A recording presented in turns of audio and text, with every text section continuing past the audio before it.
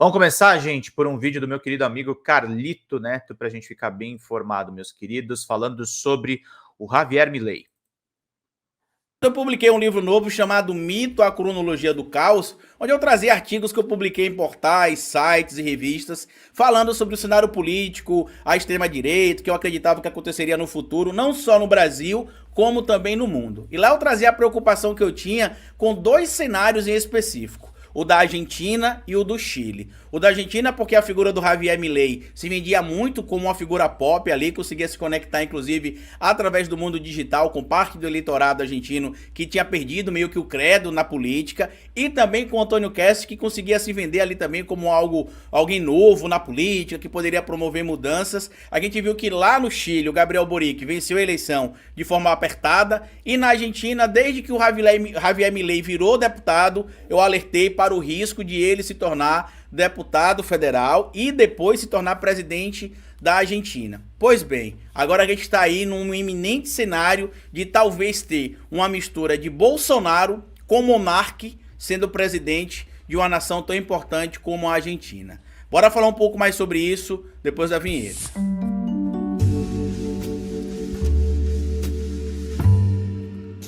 Pois bem, meu povo, antes de seguir esse vídeo, eu queria pedir a você que deixasse like no começo do vídeo, porque se deixar lá pro final você esquece. E queria pedir a você também, se puder colaborar com o nosso trabalho, que seja membro do canal, o apoiador. É a maneira que vocês têm de manter o nosso canal existindo aqui de forma independente. E se puder colaborar de outra maneira com o nosso trabalho, além de ser membro do canal e apoiador, eu peço a vocês que colaborem também com o nosso Pix. Pix do canal é esse que está aparecendo aqui, e você pode colaborar se quiser, quando quiser e se puder. Imagina aí você ter um presidente no seu país que seria uma mistura de monarca com Bolsonaro. Monarca no sentido de se dizer libertário, anarcocapitalista, e Bolsonaro no sentido de se dizer ali conservador ou de ultradireita, porque é estranho até dizer que o Javier Milei é conservador, porque empurram ele pro lado do conservadorismo, mas ele, por exemplo, é contra o aborto, mas ele mesmo fala que ele é a favor da liberdade sexual, inclusive um admirador de orgias sexuais. Ele é a favor, por exemplo, da liberdade, da liberação das drogas,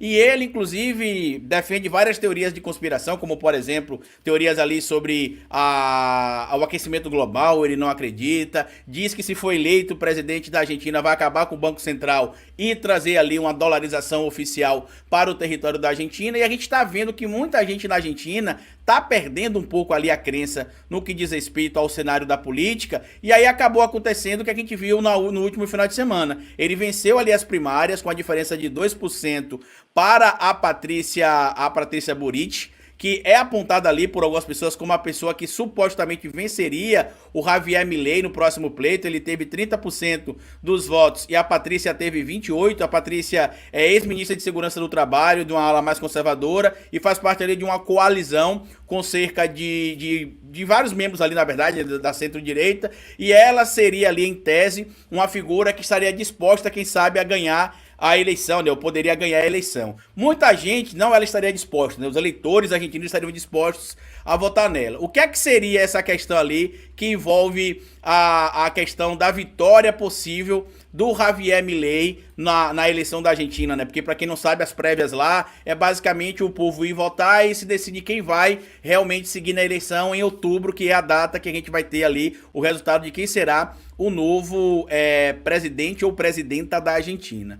A matéria publicada aqui na coluna da Sandra Cohen traz um pouco sobre essa questão do que aconteceu na Argentina agora e do que aconteceu com o Brasil também em 2018, que a gente precisa lembrar, né? Que o que cooptou votos ali pro Javier Milei é também o que aconteceu no Brasil em relação ao que aconteceu com a Dilma Rousseff em 2016, que combinou com o golpe contra ela e que deixou ali cair no colo do Bolsonaro a vitória para ele em 2018. No meu livro, que não é agora o Mito, a Cronologia do Caos, mas é o Bora Votar, eu falo inclusive sobre isso. Eu vou até tentar fazer uma tradução, vou ver se o Salvio libera, né, o Salvio Nincote, que é o coautor comigo desse livro aqui, se ele libera que a gente faça uma edição em espanhol, para a gente poder distribuir até por um período gratuito, se for o caso, para que os nossos irmãos argentinos entendam a importância do voto e que não votar ou votar de qualquer jeito não vai mudar nada. Ao contrário, quando você vota de qualquer jeito ou abre mão do seu voto, você deixa com que outra pessoa escolha por você. No meu livro do ano passado, né, que é esse aqui, que é o Mito, a Cronologia do Caos,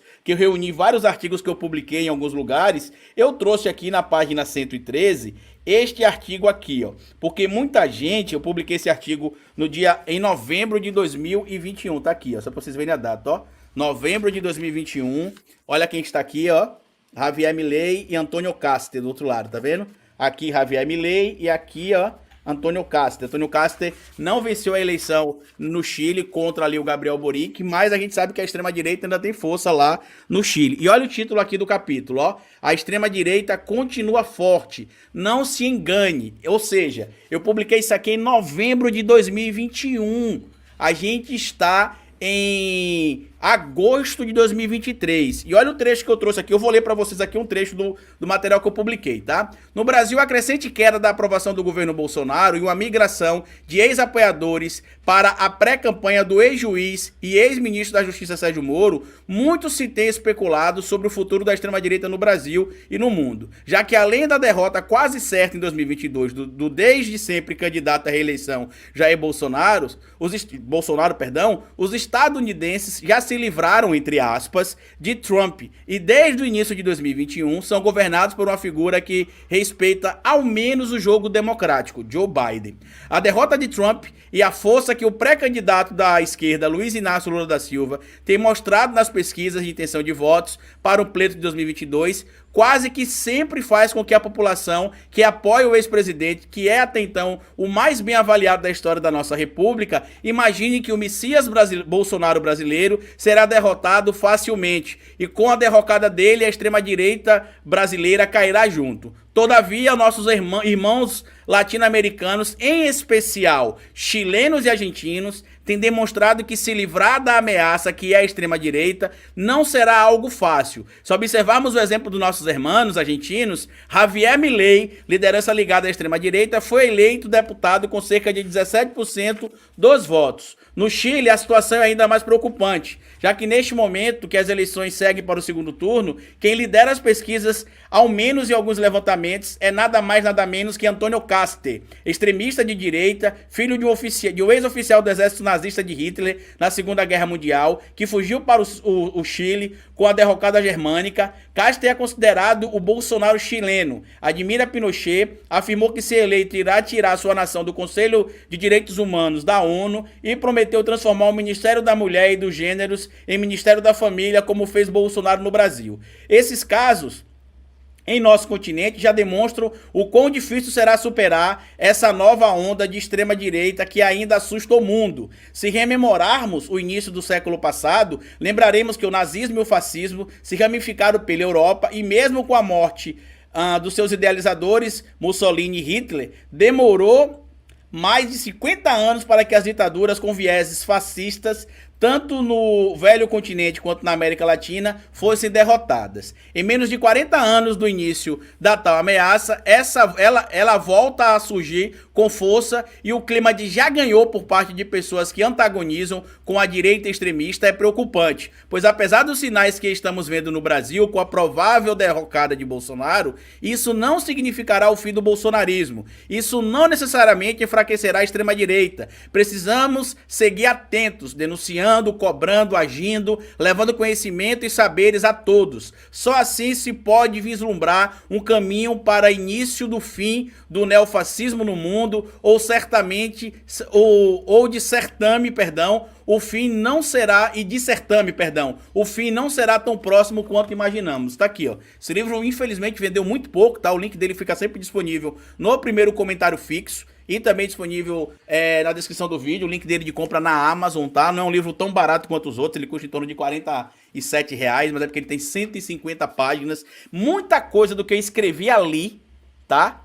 Ainda em 2020, 2021 e até início de 2022 se consolidou. Muita coisa. Como é o caso que a gente tá vendo agora do Javier Milei lá na Argentina. E a gente está vendo outras situações. A gente está vendo alguns movimentos extremistas no Equador. A gente está vendo algumas movimentações complicadas também no Peru. As dificuldades que o Gustavo Petro tem tido lá na Colômbia, que é a primeira vez, né, que a Colômbia é governada por um líder de esquerda.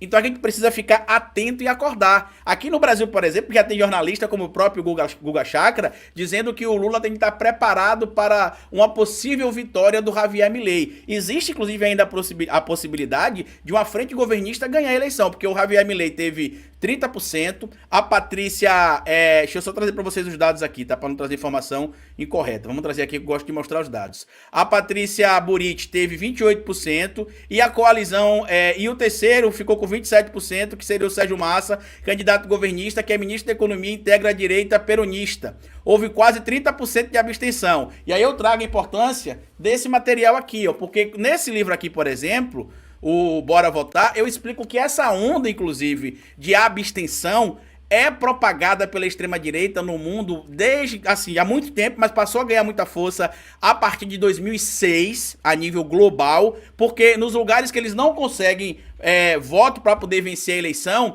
o que é que eles fazem? Eles desestimulam a população local a votar. E com esse desestímulo da votação, o que acaba acontecendo é que normalmente o grupo que eles, o movimento, que é um grupo muito conectado, muito fidelizado ali, eles vão votar em massa e eles acabam vencendo a eleição. Inclusive no documentário Privacidade Hackeada, você consegue ver ali alguns casos de eleições em alguns países aqui da América Central, se não me falha a memória, em Trinidad e Tobago, que a eleição foi vencida assim, por líderes, eu não lembro o país, mas o documentário tá lá, vocês podem confirmar, tá? Que eles fizeram isso aqui em alguns países da América Central e em outros lugares da África também. Quando eles não conseguiam vencer a eleição, quando os candidatos que eles queriam apoiar, ligados ali a regimes de extrema-direita ou contra regimes de esquerda, eles simplesmente desestimulavam a população a ir votar, e aí parte da população desiludida, como tá acontecendo com a Argentina agora, desistia de ir no pleito votar, abria a mão do voto, e aí o que acontecia? O candidato que era apontado ali, por exemplo, como o indivíduo que era o menos favorito ou o mais translocado, como é o caso, por exemplo, do Javier Milei, acabava vencendo a eleição.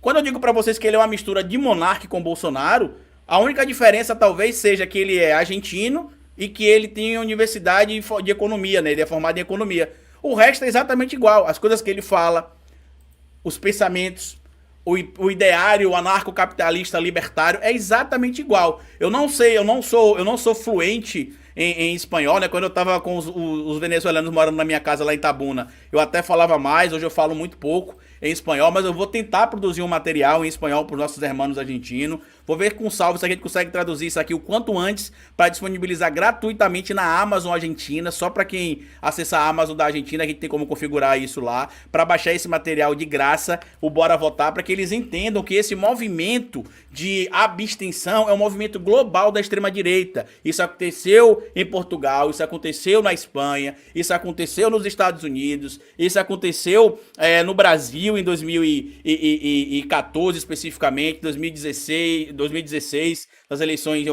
algumas cidades, 2018 na eleição de presidente, 2022 também a gente viu acontecendo algumas abstenções ainda comparado ali a outros períodos não foi tão elevado, né, quanto se esperava. Mas se você pegar, por exemplo, em 98 no Brasil também foi um absurdo. Então a gente precisa ter mais informação, porque quanto mais informação, menos abstenção. Então eu volto a dizer aqui que a gente precisa ter cuidado, porque quanto mais se imagina que a solução será encontrada, não sei se vocês estão conseguindo ouvir o latido dos cachorros aí, mas eu peço desculpa a vocês. Quanto mais a gente imaginar que a solução vai estar basicamente atrelada a se discutir ou não um ponto ou outro, a gente está errando, a gente tem de ir lá na base, discutir com quem está na base e trazer as pessoas para a nossa realidade através da realidade delas. O que a gente tem feito é o contrário, a gente tem tentado trazer as pessoas para a nossa realidade sem entender a realidade delas. A gente tem que fazer o contrário, a gente tem que ir para a realidade delas, entender a realidade delas e mostrar que a nossa realidade, a realidade de quem tem acesso ao saber, quem tem acesso ao conhecimento, é possível através de políticas públicas. A gente tem que trabalhar em cima disso. Então vou falar com o Salvo sobre essa questão do Bora Votar, se a gente consegue disponibilizar gratuitamente. Vou roteirizar um vídeo em espanhol pra gente fazer aqui o material. Se tiver algum professor de espanhol que me siga também, entre em contato comigo pra ver se a gente consegue fazer uma parceria aí, pra eu poder fazer um texto pra um vídeo, pra eu poder falar, ou a gente bater um papo pra vocês verem como é que tá o meu espanhol, pra ver se dá pra gente gravar esses vídeos. Porque o que tá acontecendo agora na Argentina com Javier Milei, a gente viu acontecer aqui no Brasil com o Bolsonaro. Compartilha esse vídeo se você puder, se inscreva no canal, deixa like, me siga nas plataformas digitais. Tudo que eu falei pra vocês vai estar fixado aqui no primeiro comentário fixo. E como eu sempre digo no final do vídeo pra vocês, é melhor escrever errado a coisa certa do que escrever certo a coisa errada. Patativa do Assaré. Até nosso próximo vídeo.